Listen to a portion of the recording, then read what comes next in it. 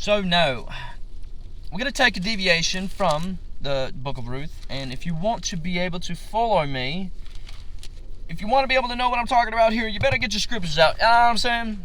Listen, we're going to go to Genesis chapter 18. You know what I mean? Now, Genesis chapter 18. This is the part of the story where Abraham is talking with God. God's going to destroy Sodom and Gomorrah, you know what I mean? He's going to utterly annihilate that place. So much so that you barely can tell where it's at today. Now listen. We're going to start in verse... Now we'll go down and see. Alright. We're going to start in verse 20, okay? Genesis chapter 18, verse 20.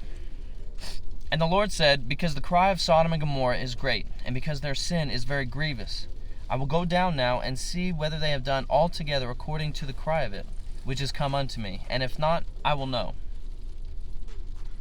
And the men turned their faces from thence, and went toward Sodom, but Abraham stood yet before the Lord. And Abraham drew near, and said, wilt thou also destroy the righteous with the wicked? Peradventure there be 50 righteous within the city. Wilt thou also destroy, and not spare the place for the 50 righteous that are therein?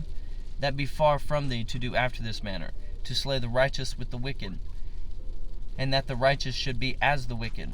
That be far from thee. Shall not the judge of all the earth do right?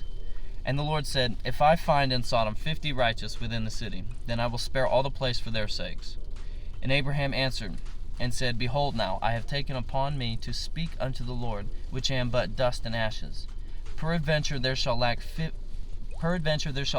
of the 50 righteous. Wilt thou destroy all the city for lack of 5? And he said, if I find there are 40 and 5, I will not destroy it.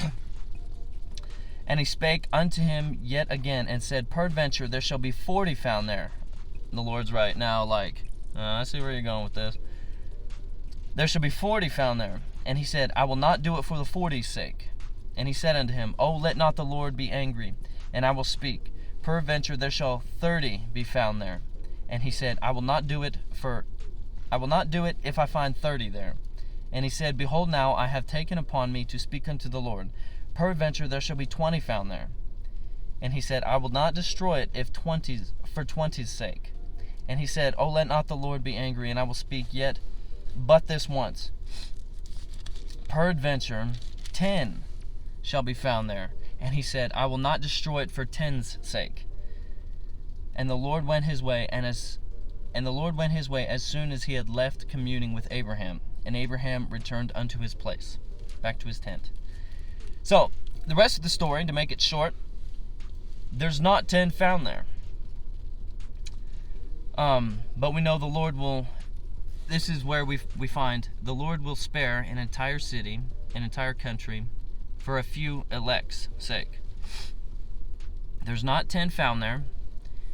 God sends angels, 2 angels, down to get Lot and his family out of there.